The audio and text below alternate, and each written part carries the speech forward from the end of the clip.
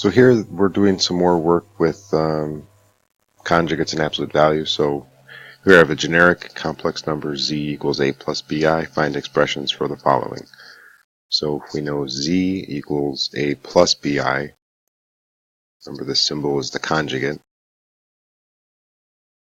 which means change the imaginary piece. We know that z bar equals a minus bi.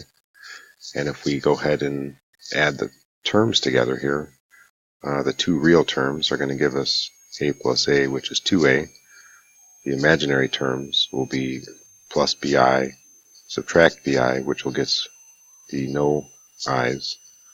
So z plus z bar will be 2a plus 0i, or just 2a. Z times z bar. So again, z is a plus bi. Z bar is a minus bi. This is a little FOIL exercise. We need to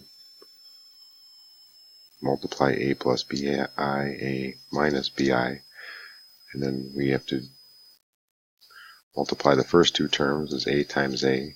That's a squared. We got the outer, which is a times minus bi. We have the inner, which is a plus bi, or a times positive bi. And the last, which is plus bi minus bi. Now we need to simplify. A squared minus abi plus abi. Notice how those are going to cancel out for us. And we have to multiply all these terms together. Oops, that should be a minus sign. Minus b squared. We have two b's there. I put the minus sign from here, there, and then we have an I times an I. That's I squared, and I always have to simplify away that I squared, turn that into a real number. Minus b squared, remember I squared is negative 1, and we get a squared plus b squared. These two minus signs combined to create a positive for us. Notice how a number times its conjugate will always give us a real number with no imaginary component. And it's always going to be a positive number, a squared plus b squared. That's one of the reasons conjugates were invented. It's a way of getting rid of imaginary pieces of numbers, because sometimes those are hard to work with. All right, and then the absolute value of z.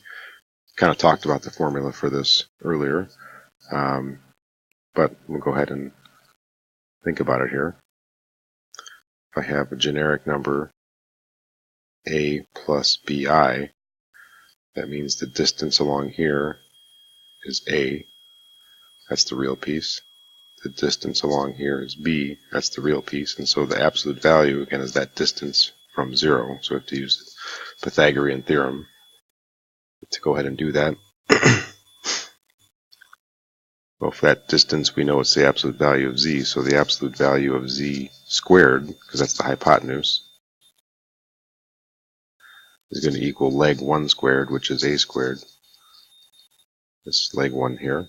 And then b squared is the other leg. And so we just need to take the square root of both sides to get the actual formula for the absolute value. So it's the square root of a squared plus b squared.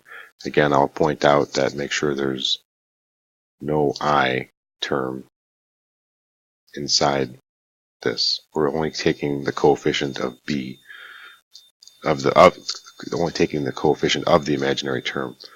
It would be wrong to write a squared plus bi squared. Don't make that mistake.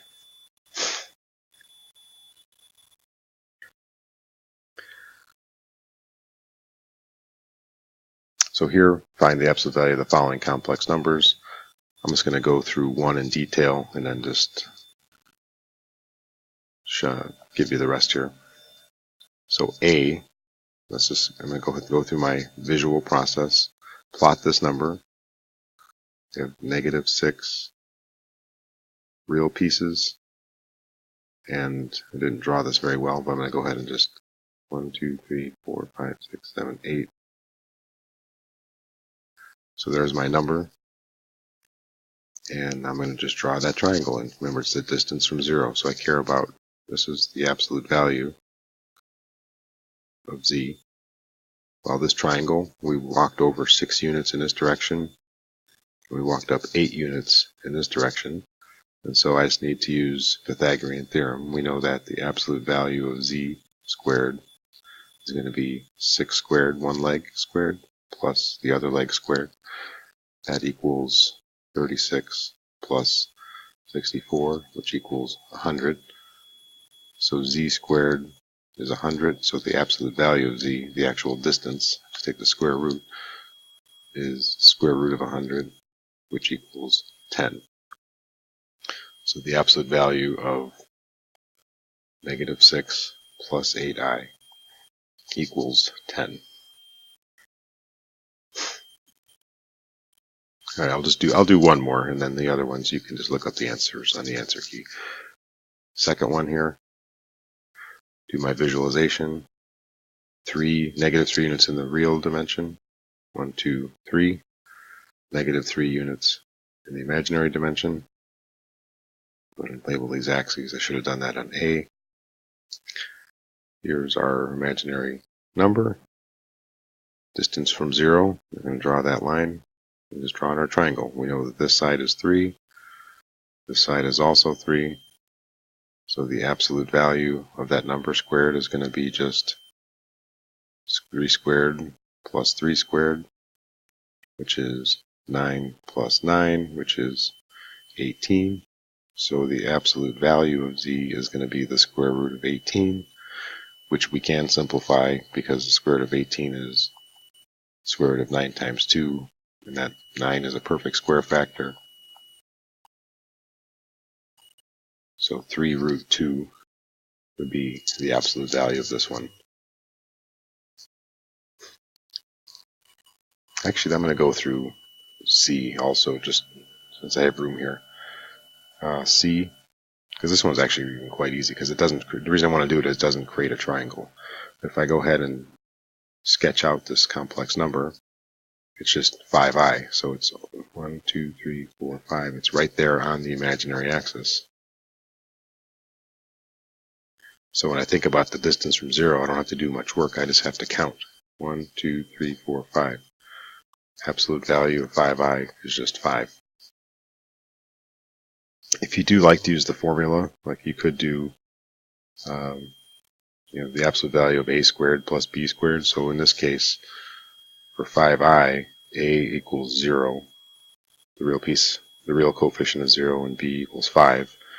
So you could do 0 squared plus 5 squared equals square root of 25 equals 5. Another way to get that answer of 5 using the formula as well. Okay, I think that's good for these three. That should give you enough examples about finding absolute value of complex numbers.